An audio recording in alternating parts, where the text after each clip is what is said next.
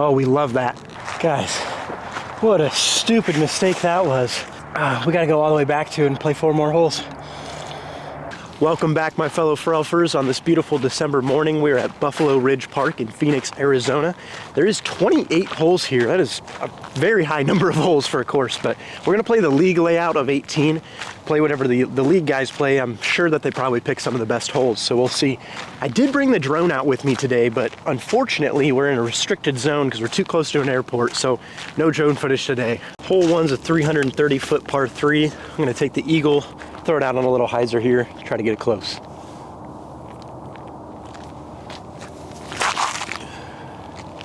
If that comes back, that should be money. Oh, it's real good. Peach, baby. Oh, baby. It's a good way to start. Nothing like a good park job on the first hole. That's always solid. Well, I apologize for the poor viewing angle here. There's, like I said, I can't fly the drone, so this is what I can do. We're gonna take the Destroyer, the beefy P McBee, kind of flex it out over here. These bushes that are right in front are actually perfectly in the way, so you have to throw up a lot more than I would want to. So because of that, I'm gonna play the flex shot because I naturally throw that a little higher anyway. And it's 470 feet, so we're not gonna reach it. Just see how far we can get. Oh, that should be real good. It's fighting out a little early. I think we'll be happy with that though. Come on, hold that. Ah, that's all right. That's a makeable putt. So guys, I was super excited to come out and play today because I was literally dreaming about disc golf all night last night. I'm telling you, I literally did thousands and thousands of reps last night on my swing, analyzing it, slow motion, everything, dude. The dream was vivid. It was nice. When I tell you I figured some stuff out last night, field work in your dreams somehow works so much better. I'm not kidding. Last night in my dream, I was able to just get the whipping action with just crazy amounts of spin. I was just doing this in my dream. I was probably doing it in bed and freaking Bailey out. I don't know. Getting that snap, I think, is one of the most important parts of the disc golf swing, because if you don't get that snap, then you're doing a lot of things wrong, most likely. You're gonna be missing lines, you're not gonna be getting good spin, and your distance is gonna suffer. So hole 3 is another par 3, 377. Basket is directly behind that little structure, whatever that thing is. We got the Roadrunner in hand. See if we could just bomb it out there. I'd love to reach this. Oh, beautiful. Fade right around that back thing. Guys, what is going on? So I'm not 100% sure, but going to sleep watching slingshot disc golf right before you go to bed apparently is pretty good for your game. Hole 4 is 214 feet, kind of tough to film, unfortunately. I'm gonna go with the Rollo, see if we can just turn it over and give it an ace run. Not an ace run, but should skip towards the basket, I think. Guys, I don't know how the Rollo does these things, but Rollos do Rollo things, and that's another park job bird. If you guys still are sleeping on the Rollo and you haven't given it a shot, you need to. Hole 5 is a 412-foot par 3. This course is kind of hard to navigate, to be honest with you guys. I think there's 2 baskets on every hole. So I think that's the short basket with the traffic cone up on top. And I'm guessing that white that I see through the bush there is the white band of the real basket for the long position. I'm just gonna aim towards the short basket. That's probably about all the distance I've got anyway.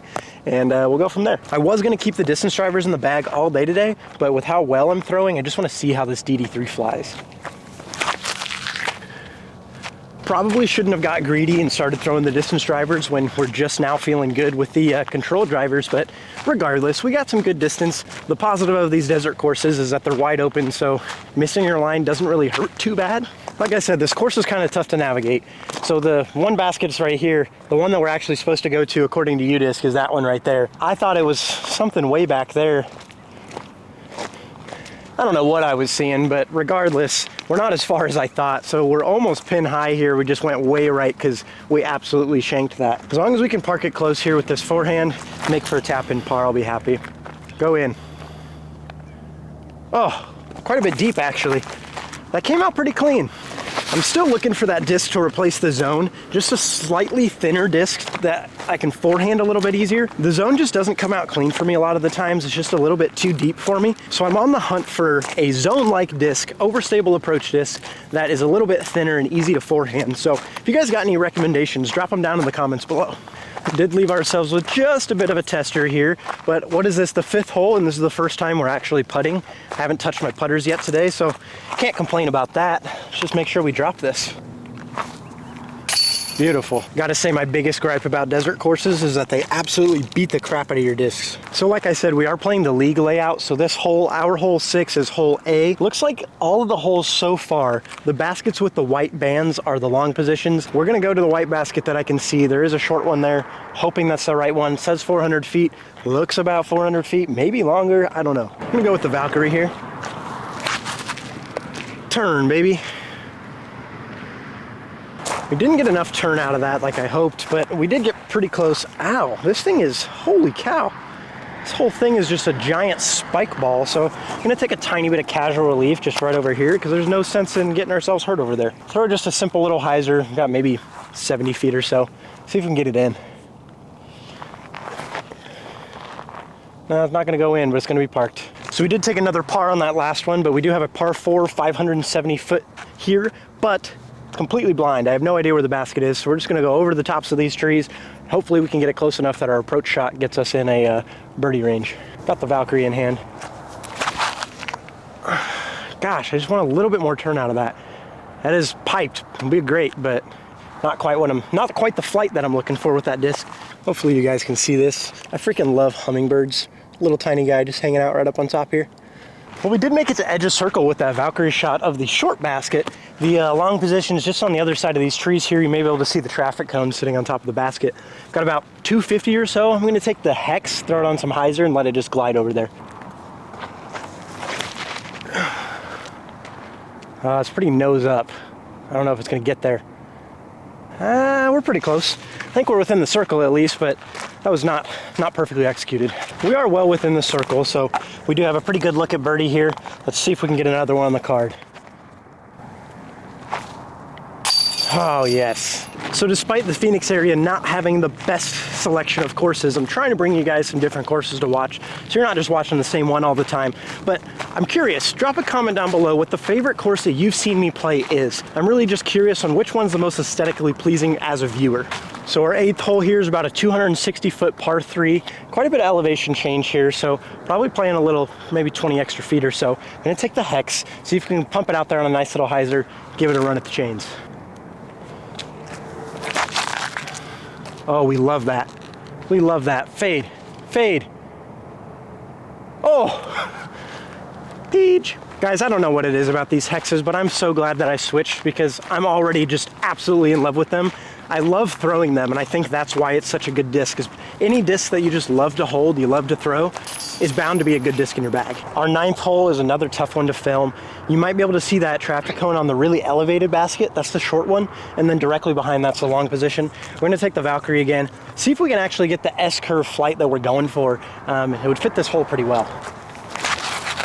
Come on, turn a little more. There it is. Oh, beautiful. Absolutely beautiful. That's gonna get us pretty dang close. We might have actually gone long. That was a bomb. One of the biggest changes that I've made recently is getting loose again. Just having that floppy kind of action. You can't crack a whip with a stick. You know, it's gotta have something that's got some give to it at the end to make that crack. So having your wrist be loose, having your grip be a little bit looser, and just hanging onto the disc and letting it rip out, it's working great for me. Well, we absolutely juiced that Valkyrie, almost 400 feet, went about 20 long here. So we do have a pretty good look at birdie here. That's exactly the flight that I want out of that disc, is just that perfect S-curve shape. Well, we barely snuck that in. There it is, that's center. The game is finally feeling good again. I say finally, but it's literally up and down like week to week. What's your guys' opinion on the MPO Player of the Year? I honestly think Calvin deserves it in every way imaginable because of like what I just said. It's so easy to go week to week with your game, and he was just so consistent throughout the entire season. But on the other hand, Isaac Robinson winning 2 majors in 1 year is also just unbelievable. I feel bad for the guy because I definitely think he got shorted when he absolutely did deserve the MPO Player of the Year, but Calvin also deserved it. So it was really 6 and 1/2 a dozen than the other. So we've made it to our 10th hole. It's 448 feet. There's a traffic cone on top of the basket, so I actually have an idea where we're at. We are 6 down through the front 9, so I feel like we're playing pretty solid. Not sure what a respectable score out here is, but I'm happy with that. Take an old bluey, the beat-in Wraith, see if we can throw it pretty much straight at it and let it just turn over to the right, maybe come back a little bit at the end. See if we can get it close. Oh, that's exactly the line I wanted to hit. I don't think we're gonna make it there. Yeah, we're definitely short. Happy with it though. 450 is really pushing it for me. I mean, I may have touched that once or twice. Getting over the 400 mark is usually a pretty good pump for me. I'm not gonna lie guys, that's a little depressing. We're absolutely parked to the short basket, and this is the one that I saw from the distance, was the one with the cone up on top. But right over here, over this big tree, is where the long one is. So we're quite a bit short, unfortunately. I'm gonna take some casual relief out of this little fire pit or whatever this is going on. Just throw a nice hyzer right over the top of this, see if we can get it close.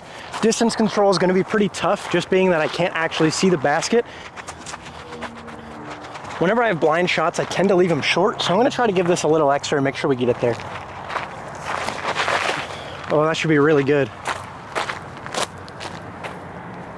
I'm not 100% sure, but I think that's pretty solid. Should be at least within the circle. I saw that one of the UDisc ratings said that there's a lot of blind shots on this course, which is why I brought the drone, thinking it would be the perfect solution. Forgot to check the airspace, so it kind of sucks that we can't use it here, but we've got a decent look at par here. We really do need to make this, otherwise I think this is our first bogey if we miss. I don't know why I'm talking like that right before I make a putt. It's pretty stupid. Thank goodness we made it. Oh gosh, man, just feeling so good. It's hard not to have a good time when you're wearing shorts and a tee in December. So hole 11's 244, dead straight up the hill. Another one, they're just calling the hex's name. I'm gonna put it on a nice little hyzer right over the tallest tree, if you can call it that. If that fades, it's gonna be real good. She's going too straight though. You're gonna have a pretty tough up the hill putt there. We've got a heck of an uphill putt here. I would love to make it though and get another birdie. This is gonna be tough. Especially we're sliding down the hill as we're trying to get our footing. Nope. Yeah, that is a very difficult putt. I'm sure the camera does not do it justice, but this is an extremely steep incline here. Whoa, we're coming down. We're coming down hot. Oh God. Course designers here are big fans of putting the tee pads right behind the very few amount of trees that are around here. We've got a 289-foot par 3. I'm gonna take the hex on a flex Annie out and around this tree that's right in the way. I've really been liking the hex on some Annie kind of flex shots. They don't fight out of them super hard. It just kind of slowly pans over and then they end up flat most of the time. 289 uphill. We're gonna have to put a little bit of juice on this to get it there. Should be pretty good. I don't know if I got hung up or not. I don't know, we'll find out. Hindsight's always 20/20, but I feel like the eagle probably would have been the perfect shot for that. My eagle's getting pretty flippy, so it would have just drifted over to the right perfectly. Got a little bit more distance. I guess we don't even know if the hex is good or not, but still, wish I would have thrown the eagle instead. I guess I shouldn't have doubted the hex because I'm pretty happy with this, where this landed actually. Right on the edge of circle for the bird. Let's see if we can drop it. Beautiful. So I guess the story of this course is that it's tough to film. I think that basket over there is the one we're going to. It says 229 feet, so that just makes sense to me. I'm gonna take the fuse, throw it on a nice little smooth Annie, and just let it drift over to the basket. Oh, it's so good. That is so good. Just drop right on it. Oh my gosh, guys, I love that disc. If you guys haven't started throwing a fuse yet, what are you doing with your life? Because look at this. This disc is so good. It's such a satisfying flight. I absolutely love to watch this thing. Just got a tiny bit of dome to it. Nice hand feel, feels a lot like a hex. God, so good. We've got a 600-foot par 4 here. I don't think we've capitalized to get a birdie on any of the par 4s yet so far. I have absolutely no idea where we're throwing to, just hucking it off this mountain. So with that being said, I'm throwing the DD3. I would rather throw the Wraith here, but because I have no idea where this is going or where it's gonna end up, I'd rather not lose that disc. This flies pretty similarly, should give us the result we need. We should be able to pump one well over 400 with this downhill slope here. Oh God. We ended up better than we deserved. Just barely over 400 feet here. For some reason, when I get that DD3 in my hand, I just feel like I gotta give everything I've got into it, and I just grip lock the crap out of it and throw it way right. So luckily we're going downhill enough. I had time to hyzer back over here, but man, that was ugly. Just under 200 feet here, got the zone. Try to keep it low on a nice little hyzer. That's looking real good. Oh yeah, beat in that zone pretty well there with that rock, but I think we're sitting under the basket. Starting to wonder if maybe I need 2 discs, one for backhand and one for forehand that is like the zone, because I do really like the zone on a backhand. It's just the forehand that I have a problem with. So maybe I just need a 2-disc set, one for each method of throwing. I don't know. I'd really like to find a disc that I can throw both ways though, so looking forward to your guys' comments. Our accuracy has greatly improved since our dream last night. Well, it's a good thing we carded that birdie on that last par 4, because now we have a par 3 that's 408 feet straight back up this mountain, so we're not reaching it in one. I'm sorry, guys. No! Oh, you gotta be kidding me, guys. I just went to grab Old Bluey, you know, my favorite disc in the entire bag, and realized I left it in that short basket way back on the other side. So we gotta hike clear back there, because for some reason I picked it up, threw it in that basket, and never grabbed it. So hopefully it's still sitting in there. Guys, I'm not even kidding. It's literally probably over a half mile back to where this disc is. We left it as far as humanly possible from where we just were. Good news, I can still see it sitting in the basket. So luckily nobody took it. Guys, what a stupid mistake that was.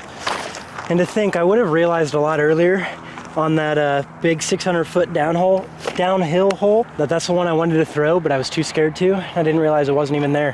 We gotta go all the way back to and play 4 more holes. All right, we have finally made it back 408 feet uphill. Got the Wraith in hand, got a sweaty back. Let's see if we can throw this halfway decent. I think we legitimately just hiked over a mile to go get that.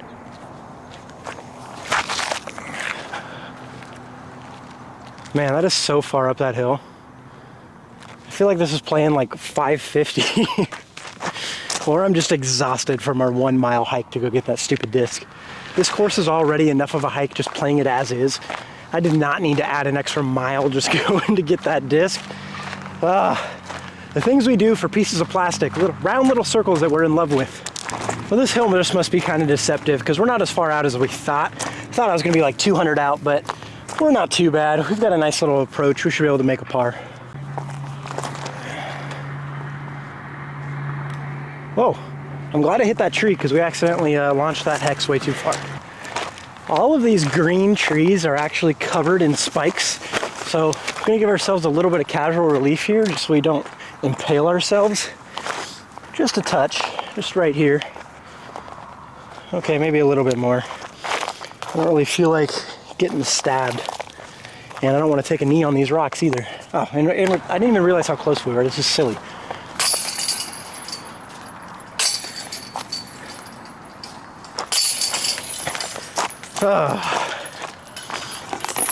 Guys, that's probably the most effort, most work I've ever had to put in for a par. Hike a mile across the course, come back, throw it all the way up the hill, just for a par. Guys, just getting around this course is a freaking workout. I think, oh yeah, we need some calories before we finish these last couple holes. So we've got 380 feet, quite a bit downhill, so we got to take that into account, the elevation change. I'm not quite sure how much it's going to take into account though. I'm thinking either eagle or roadrunner on a bit of hyzer. I think if we throw it correctly, we can get the eagle there, so let's go for it. Oh yeah, that should be really good. It's fading a little early though. A lot early. I don't know. Since we made it all the way up here, I'm going to throw the roadrunner too and just see how this plays out. Oh, that is absolutely bombed. That is going way too far. Whew, that was satisfying. Left ourselves with a bit of a death putt here with the elevation change. You miss this, it's going to go a long ways, so really like to catch some change, get a nice circle 2 putt drop here. Oh, that was a horrible bid. Horrible. That's better. Right over the top. Never mind. Ugh. Ugh. I really hope the next tee box is somewhere up here, because I left the camera way up here. I don't want to have to walk back down this again. So we're 9 down with 2 to play. I'd really love to go double digits under par, but we've got a 470-foot par 3 here. I'm not sure what the last hole is going to be. If we could birdie this hole though, that'd be incredible. We're going to take Old Bluey again. It's just dead straight. You can see it down there. There's really nothing in the way. Get this on the right line, give it enough juice. Might be able to get it there with this elevation change. Come on, baby, turn. Yes. turn some more. Turn some more. Don't fight out yet. Ah. Oh, and we're way short. We're not even close. Let's try the Hades and see what it does.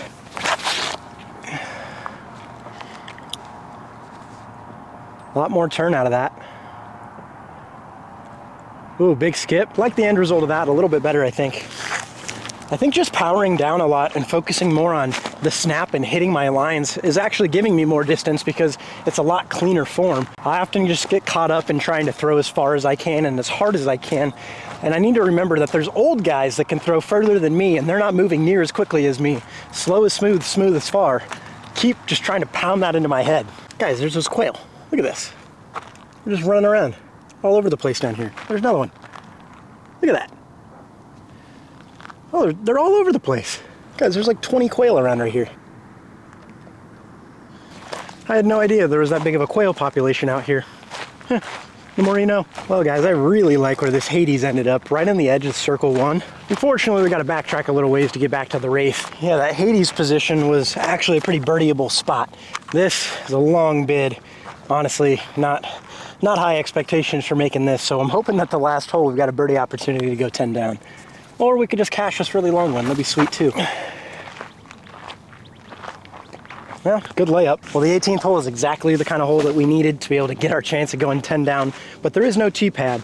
281 feet, dead straight, par 3. We got to birdie this one.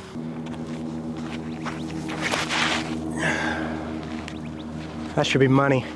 That should slide right up under the basket. Oh, hit the pole. So I thought after our drive, hitting the pole here, that pretty much sealed the deal on 10 down, but left ourselves with a bit of a tester here because it bounced off quite a bit. Got to make sure we drop this putt and make sure this is a legitimate score here. There it is. Oh, that one almost came out. As always, thank you guys for watching. I hope you enjoyed this one. Drop a comment down below. Let me know what your favorite moment was. We'll catch you in the next one. Peace.